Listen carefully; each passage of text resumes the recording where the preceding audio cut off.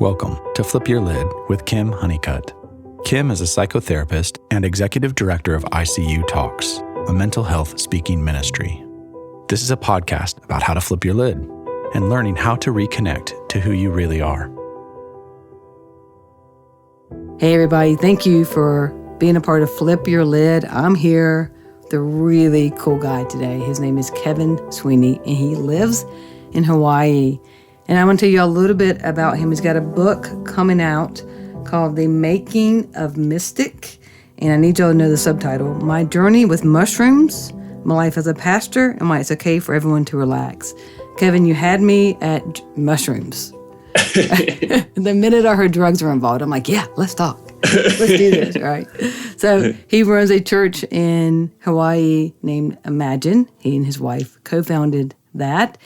And so he's going to talk to us a little bit about what it means to be a pastor, what it means to be himself, what it really means to be authentic self, which is one of my favorite topics that I don't think we can talk about enough, Kevin. So thank you for coming all the way from Hawaii to be a part of Flip Your Lid. Yeah, no, I appreciate it. This is, with my schedule, it's earlier here. So This is sort of the first thing besides being out in the living room with my kids and family, I give my energy to. So it's good to have that fresh energy. So happy to be here on Flip Your Lid. I just want to begin by saying I'm so grateful to be on. And I've said this to other people who have interviewed me, without seeing me yet on other podcasts or people you're familiar with, where you're like, oh, okay, like they interviewed him. That's cool. I get it. Yeah. So without any of that, because I'm just recording so many right now, I am grateful for you to take the time, take the risk, take the energy to have me on without seeing that. So as a first time writer, with my first journey through publishing, that means a lot. So I do not take that for granted at all. Yeah, I appreciate you saying that. So part of it too is, and I'm a writer, I published one book, working on my second one now. I know how difficult it is to get published. I know how difficult it is to get someone to even promote your own book is hard for me, right? To even do that. So, but, reading your book, and I'm not just, as a writer, I don't compliment people's writing unless I mean it.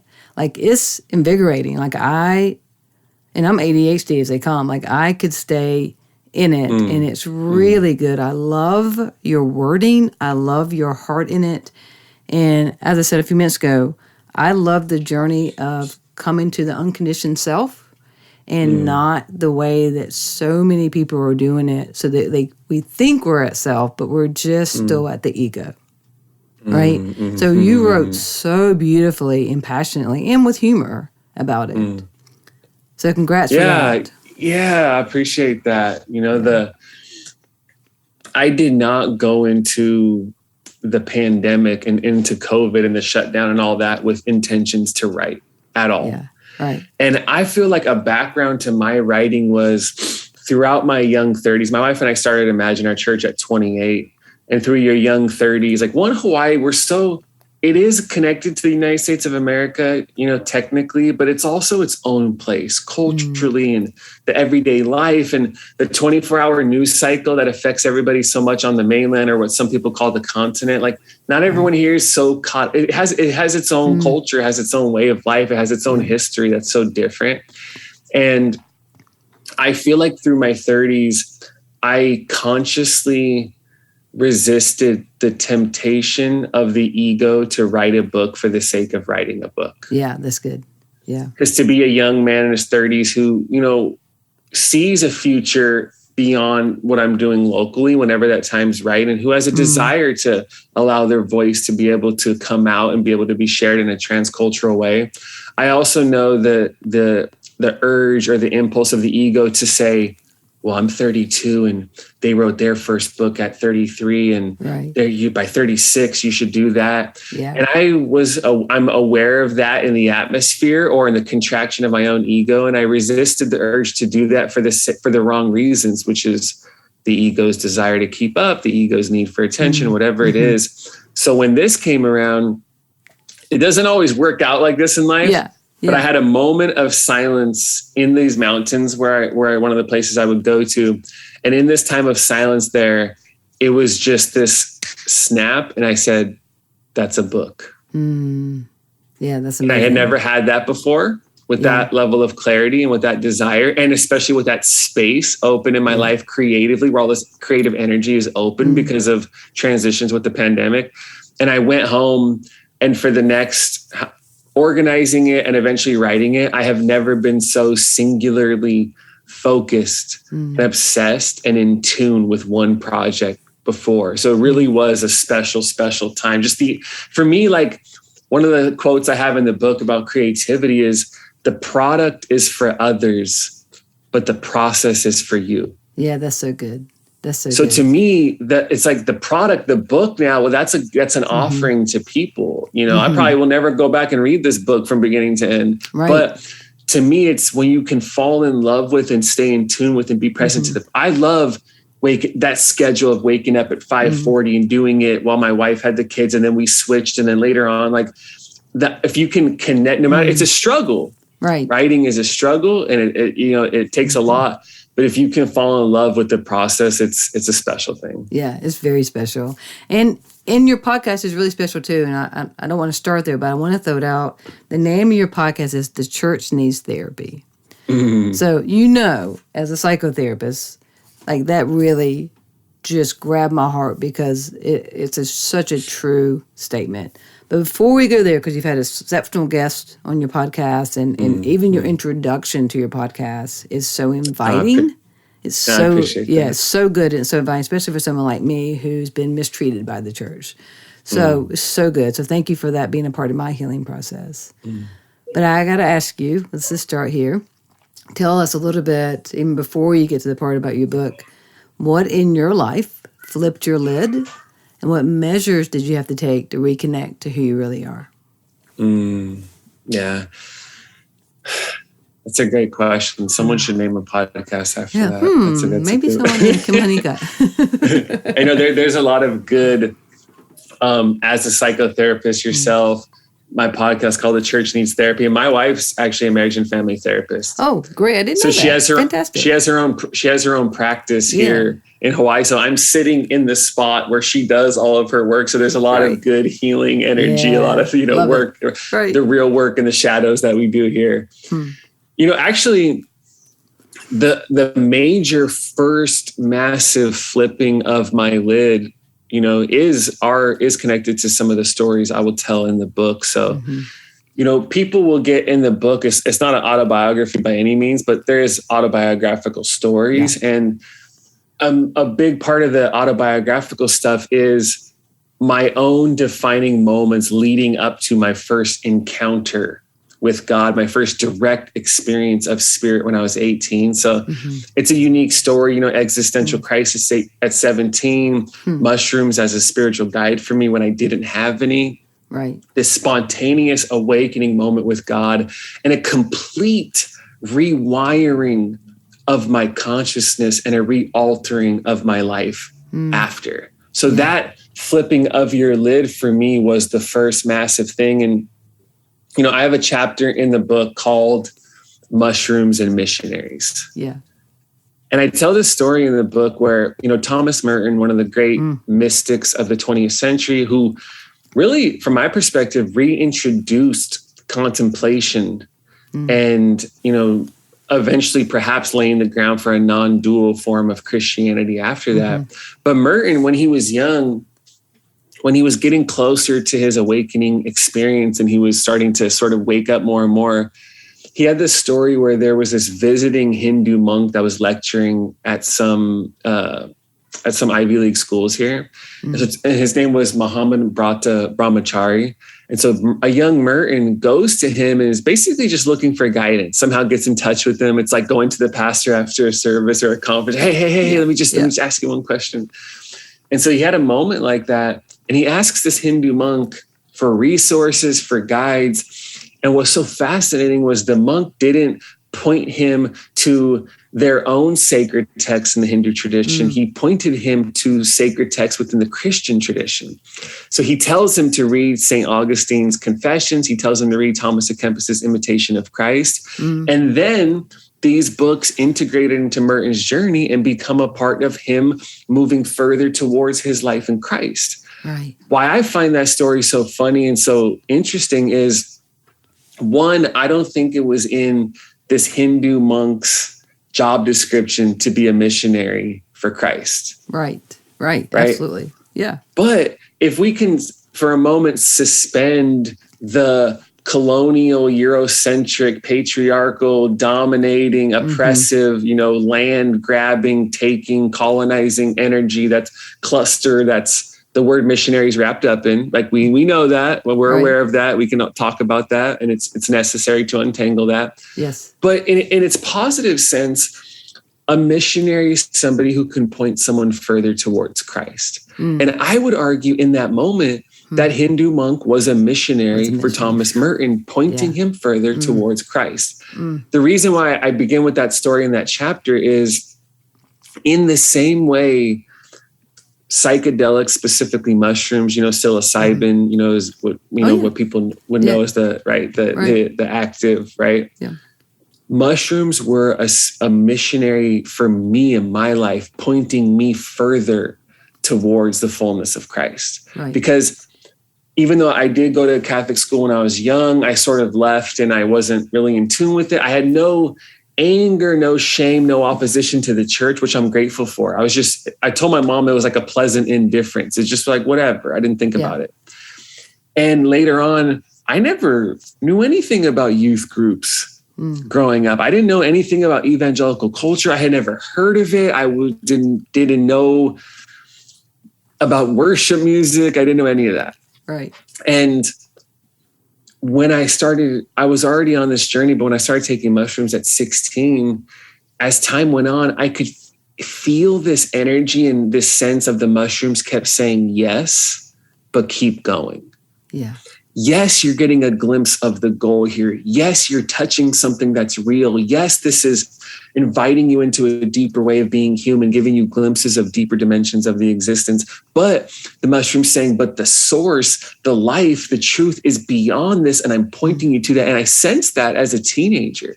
And then at 18, at that age, around Christmas, when I was a senior in high school, it's a long story I tell in the book, but I had on mushrooms this spontaneous awakening moment, this direct experience of spirit, where my primary experience of God from the beginning was this universal yes over my life. Yeah. Pure affirmation.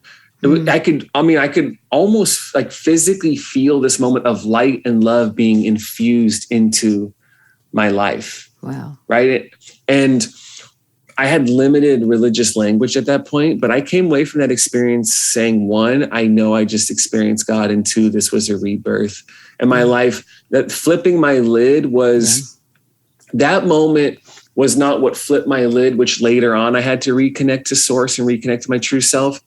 Me starting to see through the illusions of my own life. Oh, I'm going to play basketball. I'm involved in music. These things make me special. And coming to the realization, this is all actually just my ego's need for approval and validation from other people. Yeah. And seeing that was the flipping of my lid, was seeing that everything I was doing was for the sake of trying to gain some sort of love from others. That was what flipped my lid. And that experience I had was what grounded me. Oh, there is a self. There is this great self with a capital S that is before, that is beyond, and that is beneath any of these external things I'm trying to do to create a sense of value for myself. Yeah. So good. Like, that's got so many nuggets in it. So let me ask you this for a sense of understanding. So were you microdosing shrooms as a teenager in a way of trying to integrate self and anxiety, depression, et cetera, or were you doing shrooms the way I did them back in the day, which is like, let me escape from this hell I live in? Right? Yeah. I definitely, back then, this is 2001, 2, 3. I'm like a, junior, senior in high school. Yeah. And there was I am consciously microdosing mushrooms for the sake of healing and overcoming trauma. And I have somebody who's guiding me through this. No. Right. One, it started off because I'm 16 and I do drugs and I just want to eat mushrooms. Right. Right. Yeah. We definitely weren't microdosing. Right. We were definitely going for it. I love it. It's great. It became this we could call them an unexpected guide for me, because I went in just like my friends. We're just young kids who are stoners, and starting to do other drugs, and this is just something to experiment with. But they started to beckon me and call me and communicate something else to me, where I was like, okay, my friends do shrooms and trip out. That's fine. I do that too. I've had the weird experiences like other people. I've been watching TV where the entertainment center bends with me as I move my body. I've seen walls open into other dimensions. I've seen a lot of things, and it's fun at that age.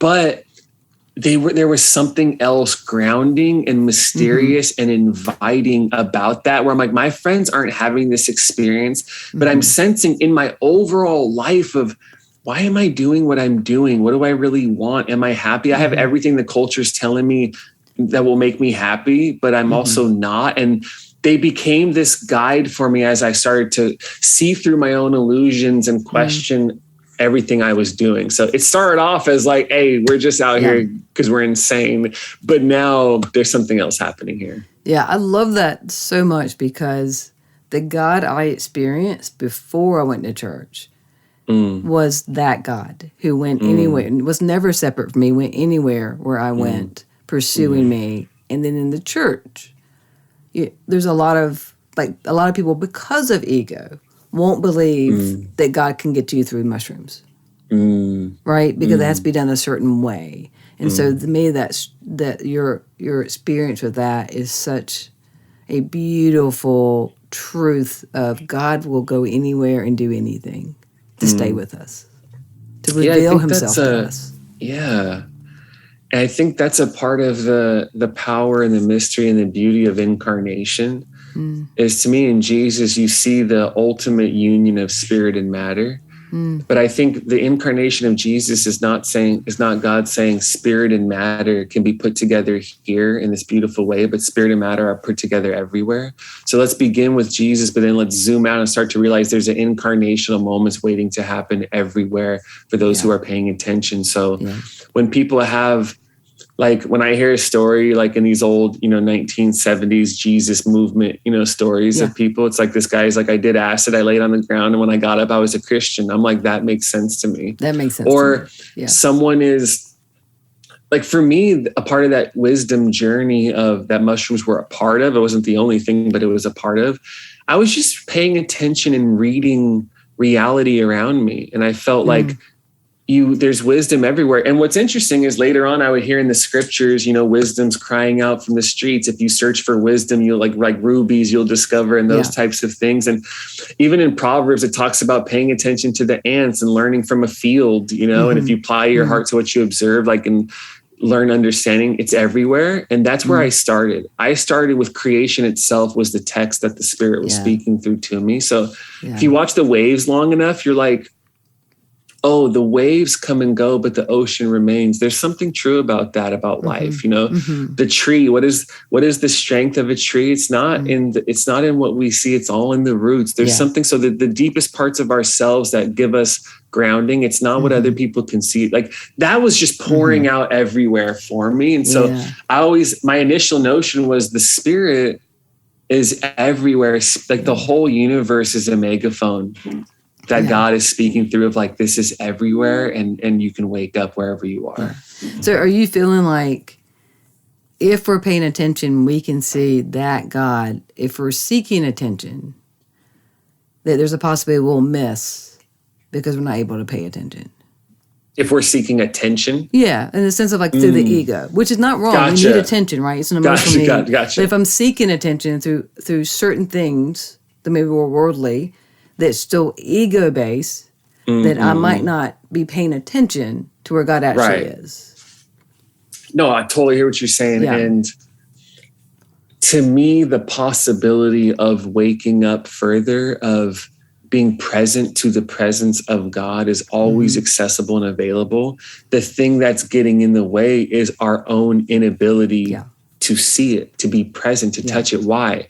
Because, like you learned from great wisdom teachers, we're reprocessing and going over things from the past. We're anxious about the future. We're constantly on a grind where the ego's like, what can I produce next? What can I make? How can I do this? There's a plethora. There's sadly an endless amount of ways that can take us out of the power and the mystery and the fullness of Christ in every single moment. It's amazing as sophisticated, Western people who pride ourselves on education and rationality. It seems like we've been able to master everything except the ability to actually be here. Yeah, that's so good. So good. Right where we are. Yeah. So I got sober in a 12-step program a long time ago. And so we always said the acronym for ego was edging God out. And I just thought it was cute until I studied neuroscience. And it's actually true, right? Because the part of the brain where your ego lives doesn't allow anything new to come in. And it's the left part of your lower limbic. The right part of your brain is where we actually experience God. Interesting. So literally, as you wrote so well about the ego, and I want to read some of your work to our audience, that, the ego is very protective. Either we protect or we connect. So if I'm protecting myself, I'm not able to connect. And so you wrote so well. So let me read a little bit to y'all of what he wrote in his book. And it really was an honor to have an advanced copy and be able to read some of this. It's really good. You cannot overcome the ego with the determination of the ego. No, you overcome the ego by its disidentifying with it, surrendering it and moving beyond it altogether, which is why Ken Wilber writes, but with radical transformation, the self itself is inquired into, looked into, grabbed by its throat, and literally throttled to death. In other words, the ego does not need encouragement, it needs a eulogy. That's really good. Yeah. That, there's like these two massive steps in our life if you want to keep evolving spiritually. One is we're encouraging the self on the way to success or strength or stability. And then there's another step a lot of people aren't familiar with, where we are now dying to the self on the way to freedom. And as a person, if you work with people in trauma, then it's not always the appropriate time to invite somebody to transcend, let go of, and overcome their self, right? When people are overcoming trauma, or when people are young and they haven't even had yet a solid, grounded sense of self, they're not ready to overcome, transcend, and let go of that. They need to be strengthened and encouraged. And that initial sense of self needs to be fortified. And it needs to be put back together. Yes, good. And that's the work you do. Hopefully, if kids grow up in a loving environment with secure attachments, that can happen in a home. You have a healthy sense of self, your ego, right? Right. When you're overcoming trauma, you need to be put back together, or it needs to be put together in a whole way for the first time. So in that stage, we're strengthening and encouraging the ego and that sense of self. It's not a bad thing. It's not a bad thing. That's a necessary thing, right? But there comes a time where there are limitations towards the freedom and the spaciousness and the expansiveness of the ego sense of self. And then once we're ready, it's like when you finally are solidified, you're like, now it becomes this interesting journey of moving beyond it and listening to the call of Jesus to die to the very self that most people spend our whole lives trying to protect and trying to fortify from others. So I that's why I say, I think it's in that chapter, but I say, most preaching in the church, most preaching is just cheerleading for the ego. Yeah, it is. And it'll fill stadiums, as you said in your book. It will fill a stadium. And that's why sometimes when I hear preachers, I'm like, it's not that what they're saying is bad, but to me, it sounds like they're speaking to children or teenagers who are young 20s, where it's like they need to be told you're okay. They need to be told this. And I get that. Right. And we need that. You're strengthening that, but it isn't radical transformation. It isn't an invitation to let go of their ego needs. It's a strengthening of the ego. So it's good, but it's also, if you strengthen that initial sense of self and ego long enough, you will get stuck in a place and never hear that calling from the Spirit into the second half of your life, into a life, into your larger self in Christ that has disidentified with your ego and says, all of those ego needs that I had for a while, I don't actually need in order to move into a different experience of freedom beyond this. Yeah, absolutely. I think it's so well said. And it's something that I talk about, preach about a lot. And this is part of it, I think, and again, the entire Bible is an interpretation. It's just there's been an overall majority agreed upon interpretation that we sit with. And one of those is like we were talking about, how we read Scripture about death of self. That we are hearing that as I can't have any needs.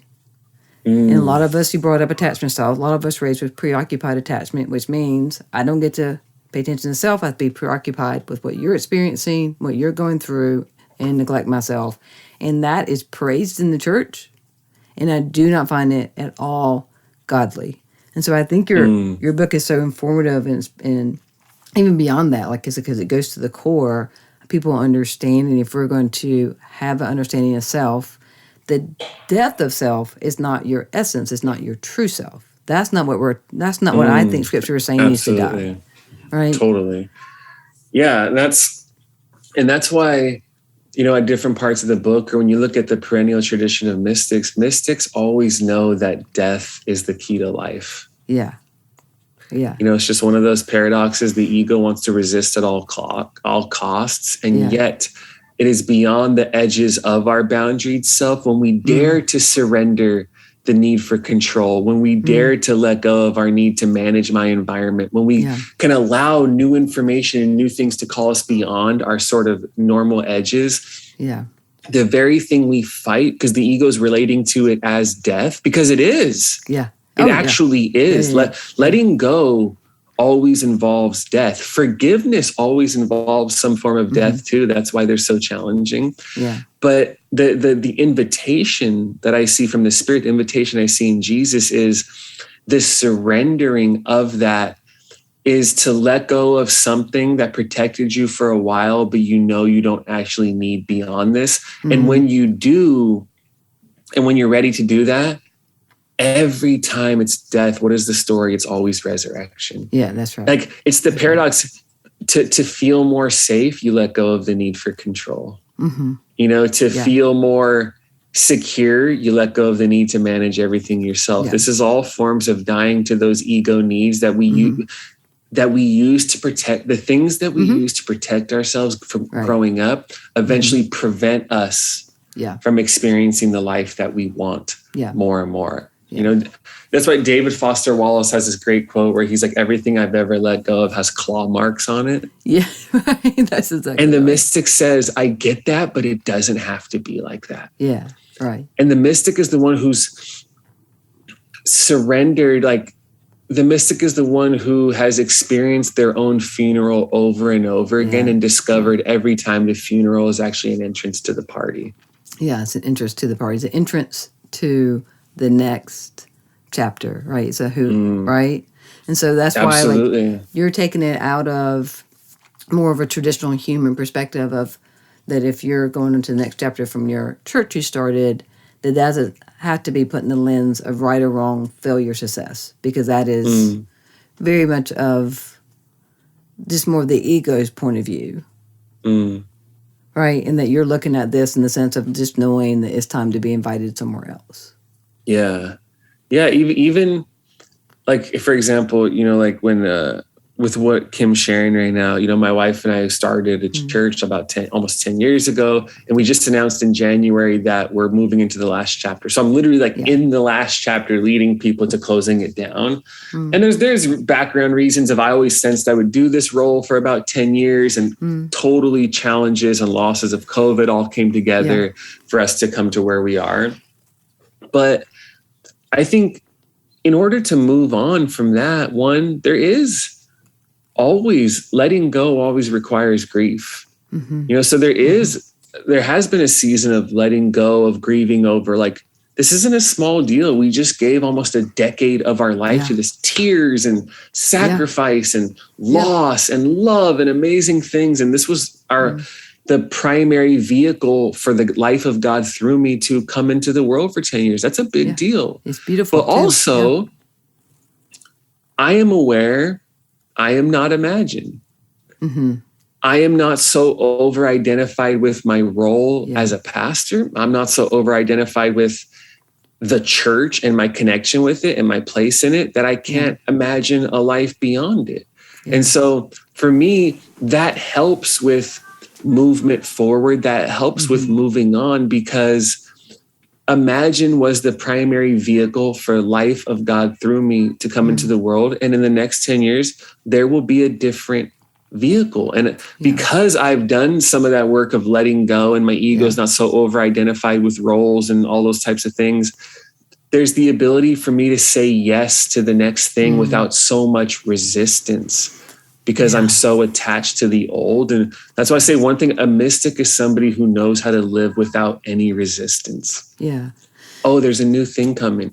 Oh, wait, in order for me to say yes to the new thing, is a real letting go and dying to the old that I have to. That's usually where people get stuck. No, that's okay. Why? Because every time I've ever embraced what felt like a death, there was always more life after. That's the story to me in the scriptures. That's the story we're living in. Yeah. So that's why for me, it's not, do you believe in the death and the death and resurrection of Jesus? It's, are you going to do the death and resurrection journey yourself when you come to the edge of the old thing? That's the invitation right there. That really makes faith real and gives spirituality its teeth in our lives. Kevin, that's the power, right? What you're saying, that you're not over-identified as a pastor.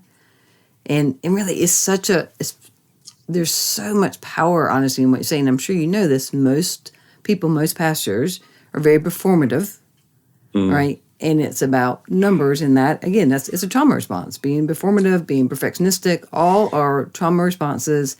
And without us doing the work and being ready to do the work, then that still becomes the primary facade, the primary thing that helps me be in this world and feel safe in this world. And that safety can be in disconnection. What I'm hearing you is an invitation into connection and safety in that connection. And your ability to be true about your experience of deciding to let go of this church. But you are the exception. You are the exception in this. So anything you want to speak in that, how do you get there that you don't over-identify with your title, whatever the title is, particularly a church? I want to, do you ever like cuss on this? Because there's a chapter in my book that has a cuss word. I can hold. Hell no, we don't cuss. Right? No, yeah, cuss all you want. We don't care. I have a chapter in the book called Feeling Shitty. That's great.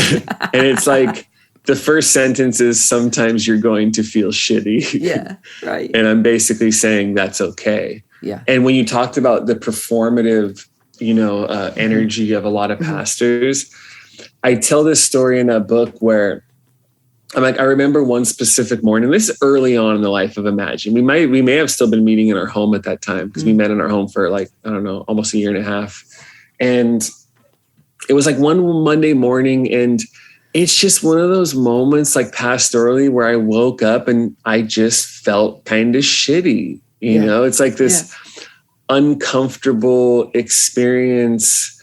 Like I could feel the tension in my body between where I was and where I thought I should be. Yeah. Yeah. Sure. That is a common thing for people in general, but especially for leaders.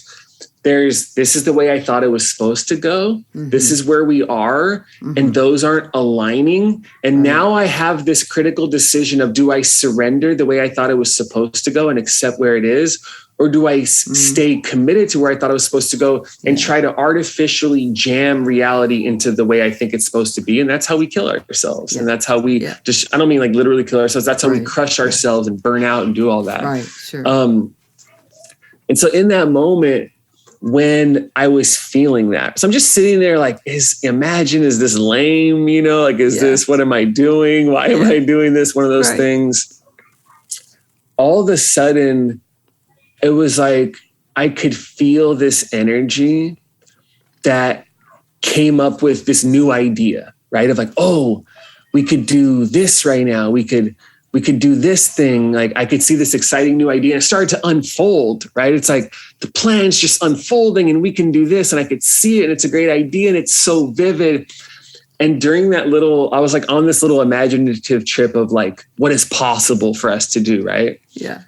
And while it was happening, I realized something. This new idea was distracting me from me feeling my feelings and facing the truth. That's so good. So good. what's interesting was to even push that further, this new idea that was like spontaneously arising from my ego, and it was coming from my ego's need to protect itself from feeling hard feelings. Yeah. It's like this unconscious way of avoiding painful and uncomfortable emotions, you know, and it makes me think of how many pastors, we can talk about leaders in general, but let's say for the church, how many pastors, new mission campaigns or new things they're going to do that's going to explode and take off. How many of those projects are actually born out of a way for them to avoid feeling hard emotions and facing the reality of the lack they're feeling when they're sitting in those challenging Monday morning moments. So often, I want you to say that again for the people to put me in the back. Say it again. With that said, when I could feel I'm having this hard time, instead of just sitting with this feeling of, this morning I'm questioning things. I'm wondering, does this matter? Right? It's one of those moments I'm having as you're giving your heart wholeheartedly to something you love, right? Because we care. And all of a sudden I come up with this idea and it's great. And I stop myself and I realize, this new idea is actually just distracting me from sitting in the truth of what I feel. Hey, this is hard. You know, I just have some hard emotions right now. Yeah. And I think how many of these pastors' mission campaigns, the next big project, the next big thing my team's going to lead us into, how many of those are born out of this unconscious ego need to avoid feeling hard emotions and facing themselves with honesty in those challenging Monday morning moments? Yeah, so good. And if you're, that's the weird danger of success. And if you're successful of that, you just convince yourself you are doing enough based on performance instead of sitting with those feelings long enough. Because deep beneath the surface of that moment, what you're asking is what I'm doing enough? And even deeper than that, what you're really asking is, am I enough? Yeah, that's right. That's right. And in those moments, we think it's about performance, but it's actually about identity. Yeah. Well, and it goes back to shame. Yeah. It goes back to shame, right? The belief underneath most of our thoughts is shame-based in some way, thinking something's wrong with me. I'm not good enough. Let me go prove my worth. And when the feelings come, it means I'm re-experiencing the debilitating sense of shame. Right. But for you to grasp that, be honest about it, and then lead other people in it, you know, because again, part of your podcast to lead up to it is really putting it out there so clearly. It's your introduction of why people are walking away from the church. And I used to say, because I've been sober for so long, that if you can stay sober in AA, you can stay sober anywhere. And you almost have to be a member of AA to understand the kind of things that happen in a 12-step program, even though it's beautiful. Now I've gotten to a point with church thinking if you can remain a Christian, a Christ follower, being around Christians, you got it going on, right? Yeah, and so there's something in that, and that's why I'm loving your podcast of being very clear. Of people are walking away because we're not letting people like me, LGBTQIA people, in the church. How we're treating people who are brave enough to be non-binary, brave enough to be transgendered, and how we're treating them, how we're treating people who are divorced, right? All the things that are happening, and particularly how women are being treated. How in the world did you get to a place that you have a panoramic view of all this and then decide to be a voice in it? And you don't have to be. You don't have to be a voice of it, but you are. You know, one of a foundational part of my faith is just the belief that there's always more. There's always more life. There's always more connection. There's always more possibilities. And I think the Spirit is always inviting us into that. And there's a lot of things that get in the way of that, you know? So you can look at a social, cultural, political, economic levels. There is an entire system in place in our country that is leveraged against specific groups of people and that benefits other people. Benefits others. So there's political, social, economic realities that involve race and class and sex and sexual identity. Right. So there's things that get in the way of human flourishing on those levels. There's things that get in the way of us. You know, it's like when some people, you're like, within the constraints of limitations we all have, but you have agency to choose to move beyond this. And it's hard, and people feel stuck, and there's people we care about who keep making self-destructive decisions, you know, and as, you know, someone who's been through AA, someone who was also dealing with, you know, going through so much drugs and like, you know, drinking when I was a kid, I also have made many self-destructive decisions. So I get it. You know? Completely. But I think for me, I just have always looked at people and I just want more for them, because I think it's possible. Like even when I was young, like I just always felt that when people talk about, you know, be for others what you wanted to be, I'm like, that's what I've always done. Like I didn't have a little brother, but it was just like the younger kids in my neighborhood, or a couple of years younger. Like I did for them what I wish somebody 2 to 3 years ahead of me did for me, because they didn't do that in that way. Now at that point, that means I'm teaching them how to sell weed and teaching them how to make a little money, because that's what I was doing. But that was still me looking out. That was my version of that. Yeah. But as I get older, like for Imagine to be what Imagine is and soon was, there was a lot of sacrifices my wife and I had to make in order. Like I value creative integrity and authenticity over almost like anything. Yeah. So I knew making Imagine the church that I believed in, I wasn't going to have money coming in from it. I'm not going to have a big budget with young people and like unchurched people. And to me, I'm like, if you don't have like an evangelical core at the center, you just don't have money. You know, that's from my perspective in some ways. You know, that's a true statement. Yeah. And I knew, I was like, okay, we have to generate and bring in income, most of our income as a family outside of this to actually be able to make the church that we believe in.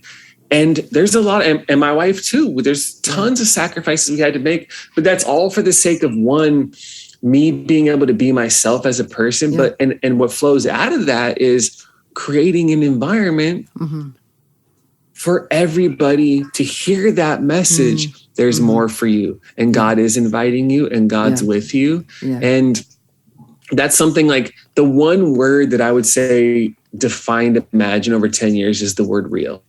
Yeah.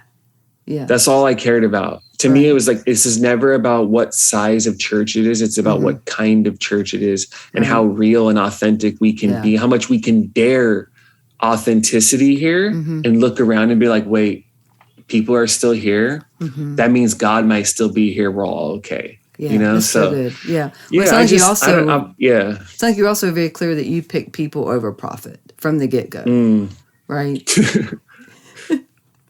Yes, there definitely has not been a ton of profit for like I would joke around with people. I'm like, I've had a friend, for example, who was a pastor at a very large church. And in my mind, I joke around, I'm like, one family from that church gives more in a year than we get in a year as a whole. I'm like, can you just do like adopt a church thing where that one family just takes us under their wing? Right. But that was the thing. That's one of the challenges of leading in the way we have, and me leading out of who I am, is I know where a lot of the money is. Yeah. Those people are not going to support what we're doing because we're doing things beyond the boundaries that they're comfortable with. Yeah. You know, it's like, yeah. It's so good, but it's interesting because Brian McLaren endorsed your book, and he's amazing. And he's one of the people that I've listened to and turned to about understanding pastors making decisions where they decide profit over people, where they decide someone else's salary is more important than someone feeling safe and accepted in a church. And, so that's just part of it. It's understanding people have a right to do that. They have a right to do that. But I'm grateful for people like you who, wherever you go, like you're the ministry. It doesn't have to be in a building, right? I can just tell, like, wherever you go, you're looking for that moment to be the light for somebody else. Yeah, I appreciate that. Yeah. I'm grateful for you saying that. And I think that's one reason why the transition from being a pastor in a congregation to whatever's next, it doesn't feel like a massive thing to me, because the spirit, the flow is the same, but the form is different. Yeah, who I am is the same. It's just the medium through which the life in me is flowing changes. And that's the gift of transcending and being liberated from the ego needs to a degree, and that lack of identification with your ego. It's like, for me, I'm like, nothing changes. It's working itself out different based on the context and the stage of my life right now. I'm going to be saying the same things. Right. I'm going to be doing whatever it is I do. It's just, it's going to look and feel different. So yes, there is a grief over the loss of the church, because I love it, and closing something down that you love so much and that you've given so much of your life to. But for me, I'm like, ministry, life, giving, shaping, teaching, guiding, that doesn't end. I'm going to be, that's a part of just the structure of who I am and how I contribute to the world. So I appreciate you saying that. Yeah, no, it's so powerful. And so you use some different terms in your book about different types of spirituality. And one thing your book talks about is, we can talk about the why, we can talk about where, but we're not talking about how. And that's interesting. Yeah, and that's one thing that I really have said that I did get from a 12-step program, is the focus was the how. And then in church, I don't always hear the practicality of how, and I think we're talking more about contemplative spiritual practices now than ever, which I absolutely love. But you also talked in your book about different types of spirituality, one being transformative spirituality. Do you have a record? Do you remember? Because I don't remember what's in my book either, so I don't want to throw Yeah. Those phrases, the difference between like transformative and translative spirituality, come from Ken Wilber. Yeah. But when I work with him in the book, I'm like, those differences are another way of talking about when we talk about those two big steps of the strengthening and fortifying of the self with a small s, and then the death of and the life beyond into your greater self with the large S, as how I would say it.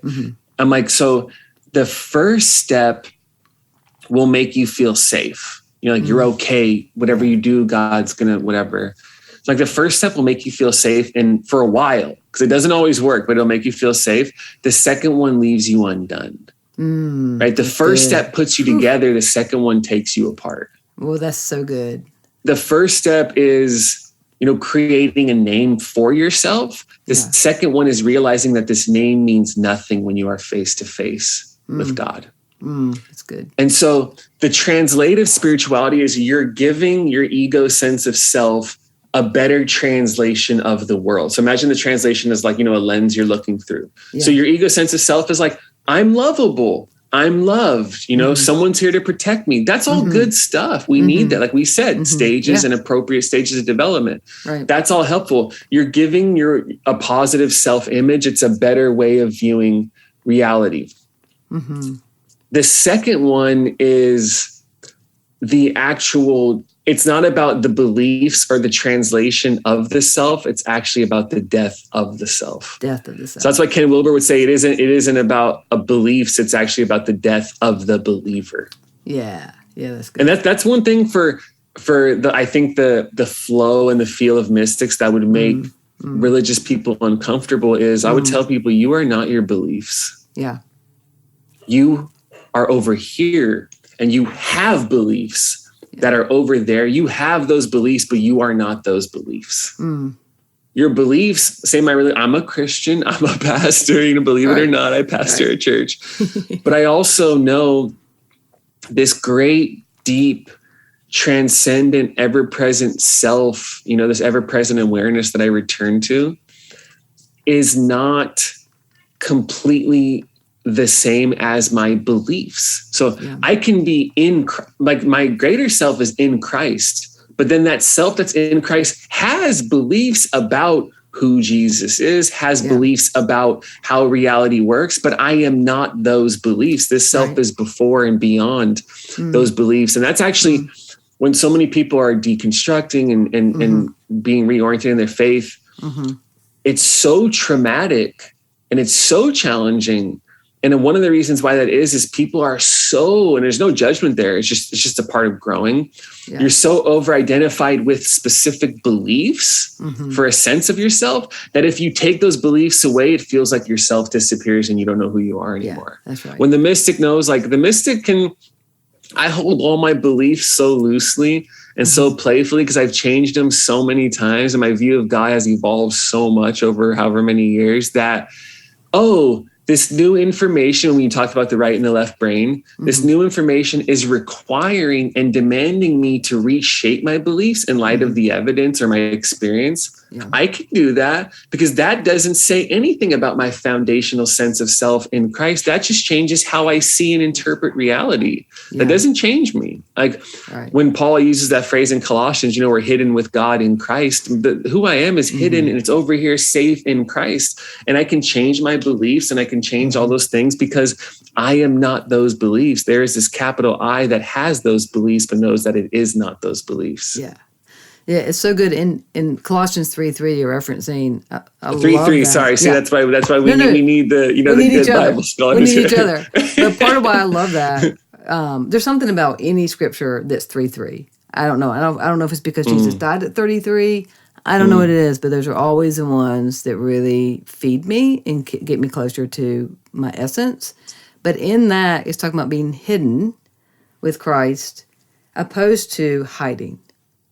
And I do think that's what religion does. I do think the childhood beliefs and that we're actually hiding, and it's so fear-based. Totally. People are more controlled by their fear of rejection than they realize until they do the work. Yeah, I think it's in this book. I have a chapter called Religion.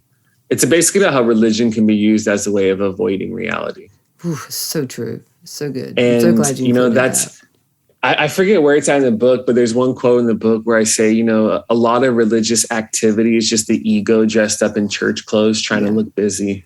Yeah, yeah. And the busyness becomes part of the cover-up of I'm hiding because I don't really know who I am. And but I don't know I'm hiding because I'm doing all this good stuff for God. How could it be bad? And that's an interesting thing is the coping mechanisms or the things we do to avoid this sort of foundational confrontation with whatever's true within us, the stuff in our shadows, unhealed wounds, our illusions, or whatever it is. It doesn't mean we're only doing toxic things. A pastor could be having his new mission campaign, right? And he's doing, and it could do objectively good things in the neighborhood, right? It's not either or. That thing could actually contribute good, but the actual initial impulse of it was a way for him to continue hiding. So he could both be doing good things for the neighborhood and hiding from himself or herself at the same time. And so, I think there's a story I tell where, Brennan Manning, who, wrote Ragamuffin Gospel and Abba's Child, and a lot of people love him as a writer. A friend of mine who was on staff, like at a mega church, this is a long time ago, he was responsible for leading a retreat. And so he asked Brennan Manning, hey, Brennan, will you come and lead this retreat? Very evangelical megachurch, right? And Brennan Manning said, I will lead the retreat with one condition. And my friend's like, okay, because he has to sell this to the lead pastor, right? Yeah. And so Brandon's like, no one's allowed to bring their Bibles. Wow. And then he said, evangelicals hide from God in their Bibles. That's so good. It's so good to hear that he would say that. And that was that's a long time ago too, to have that wisdom, at that point. And that just goes to show we can look for any other disguise. Our ego can disguise itself in many ways as a sense of avoidance, and religion is one of the most socially acceptable versions of that. I'm just serving God and stacking chairs for 10 hours and burning myself out for God. And in reality, we discover, man, a lot of that busyness was actually me avoiding a sense of stillness because it scares me, because there's things there for me, and that's a part of the journey. And for me, religion as a whole and the way of Jesus at its best is never keeping us and inviting us to hide from the pain. It's always inviting us into the pain so the Spirit of God can draw us through the pain to the resurrection on the other side. And that's why for me, I have all my critiques. The church needs therapy. Yes, I'm unconventional in some ways, but the church at her best still shines in a way that nothing else does. And I believe that in a beautiful way. And that's why I've done what I've done, and why these communities, when they are not power-oriented with the shaming and the manipulation and the weird control that needs to happen. But when they're liberated and when they're open and when they're spacious, like there's what else is like that, you know, to invite people into God through the open arms of the community. Yeah. So, yeah. Kevin, I just love you. You're amazing. Okay, so let me share this with you. So I posted on Facebook the other day because, you know, Facebook is true life. It's where you get your real friends, right? And I was just talking about a workshop I just did at my new church, and somehow in that, I'd said that a friend had asked, how can you still be in church after what happened? And I'm not upset with the church, right? And so I don't have issue with it. I found a church that's loving and celebrates me and affirms me and celebrates and affirms everyone. That's and awesome. So to me, it wasn't the church as a whole. It was just majority of churches who won't let me in the door now that I came out. Right? That's just true. So, but a friend of mine who's a non-believer wrote this to my post, and this changed me. How can you stop attending church when you are the church? You embody Christ, and your marriage honors his teachings. The people in groups and building denominations stopped attending to you. They stopped going to church. Wow. She's a non-believer. She's absolutely amazing. Brilliant. I love her. And something in me shifted. And maybe I got a little bit out of the ego, got a little bit more away from the wounding. I'm just pretty fresh. But it's just the idea that they stopped going to church. I'm not. Right? I'm not. And part of it is because people like you are in the world teaching the absolute truth of love. Right? And it's just so refreshing. It's just so powerful. No, that's powerful. I've actually I love when I'm pleasantly surprised by a new insight in a new way. And that is a great way of saying that person said. Yeah. So it's just good. Amazing. And that is, you know, my window of tolerance for religion is huge. And it means there's very little that can come at me that would take me out of my connection when it comes to that.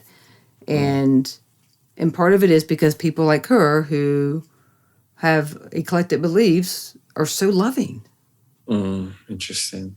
And so just for us to remember that we are representing a beautiful, beautiful risen Savior who would not say the things that we're saying to each other right now.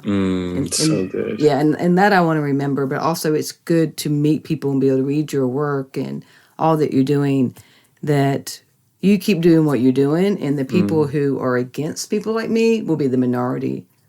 Right? That's powerful. Yeah. Yeah, thank you so much. Yeah, it's so good. That's so good. No, I'm so, like I said, I don't take the opportunities to be on this, you know, podcast for granted, on other podcasts for granted. Because like I said, for people listening as a first-time writer, I've been hustling. Yeah. You know, reaching out to people, you know, reaching out to so many people. And for the people who take that chance and who extend the invitation as a first-time writer before they see me doing other things when it's just easier to do it, that is such an important part of the journey of the book and this new journey this new stage of my life as well, you know, because I feel like the book represents the first step into the next chapter beyond Imagine. So it's all, these moments are bigger for me than just the moment. So I'm grateful for that. Yeah, it's so powerful. All right, my new best friend, I'm going to put you in the hot seat real quick. And there's a lot of other things we could have talked about, but we might have to do a part 2 at some point because there's probably a whole lot more there. Well, actually, in some of the bios people read, it's in there, but I have a second book coming out with the publisher in January. So I'm going to hit you up again. Okay, well, definitely on that. I'm excited about that. All right. So I'm just going to ask you some real simple, kind of silly questions and just see what comes to mind first for you. All right? Awesome. All right. What is your favorite movie? One of them is Good Will Hunting. Yeah. Great movie. That's in your book too. You wrote about that in there. Yes. Yeah. That to me, that's the the guiding journey for Enneagram 5s right there, which I am. Are you a 5? Yeah. Yeah. Okay. To get out of our heads and into the incarnational messiness of real life and love. Yeah. Yeah. And what a great example you are of a 5, a healthy 5 who's able to actually feel. All right. So I think that's so good. I'm an 8. Yeah. We're the best number out there in case you didn't know that. All right. What is on your nightstand?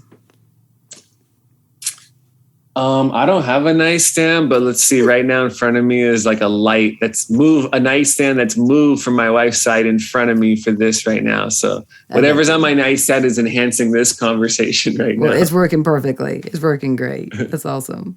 So what do you like best about living in Hawaii? Well, let's see. I'm on the 37th floor of my building right now, looking out at a rainbow that's going over the water. So we can. That's definitely one of them. But that is amazing. My wife and I is just the family. This is where we want to establish roots. My wife and I both surf, and our kids to grow up with the beach, to grow up with the water as just such an essential part of their life is important to us. Yeah, that's so good. It's wonderful. What food is love for you? Ooh.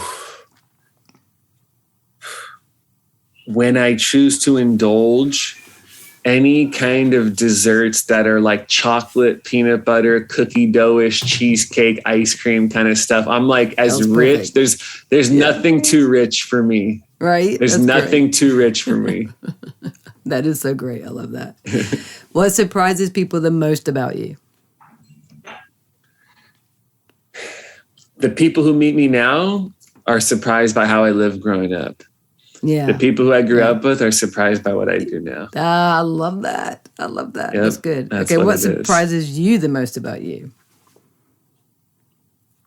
Surprises me about me? I think over time that I can keep choosing to really, really care and throw myself into things when in my default personality, it's to play it cool and act like I don't care to protect myself from failure. Yeah, that's so well said. Yeah, all right, final question.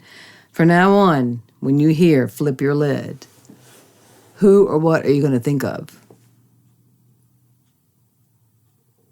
Kim Honeycutt and the amazing time that we had here. That is the right answer. You are the winner. So good. I'm going to be walking by people on the streets and they're going to use the phrase flip your lid in a casual conversation. I'm like, oh, do you guys know Kim too? That's cool. Like, we're best friends. That is great. All right, Kevin, people want to follow you. They want to read your book, all the things. Tell them a little ways so they can get a hold of you. Yeah, the book, The Making of a Mystic, comes out May 31st of this year. So find it when the pre-order comes up on Amazon, whenever that is, which I don't know yet. But until then, the Church Needs Therapy podcast. You can type that into Spotify, Apple Podcasts, wherever you listen to them for the most part. And then on Instagram is probably the most updated you'll see from everything I'm doing, whether it's the podcast or the writing or just whatever's happening in my life. So my Instagram is at Kevin Sweeney 1, and that is probably the best place to stay in tune with everything else. So I love that. Yeah, writing, some other things, coming up. I actually, have that second book coming out in January. So it's the challenge and the grieving last season leading into the decision to close Imagine. And then, like I've been saying this whole podcast, after the letting go, it's always more love and always more liberation. So that's what I'm sensing into my future right now. And I believe is possible for everybody tuning in when we truly entrust in those letting go moments to the life of God. So it's so true. Yes. So well more life for everybody who's listening in. Yeah, more life, more light. And for all of you, thank you, Kevin. Thank you so much. I appreciate you helping me reconnect to who God says I am for myself as well through this conversation, through your book. I appreciate it. Yeah, thanks, Kevin. So everyone who is listening, I know you heard something today that helped you to reconnect to who God says you are, and we'll see you next time. Thank you for listening to Flip Your Lid with Kim Honeycutt. Please subscribe, rate, and share. You can find Kim on Facebook or Instagram at KB Honeycutt. To get an autographed copy of Kim's book, visit butyourmotherlovesyou.com. Remember, no matter what, treat yourself well today.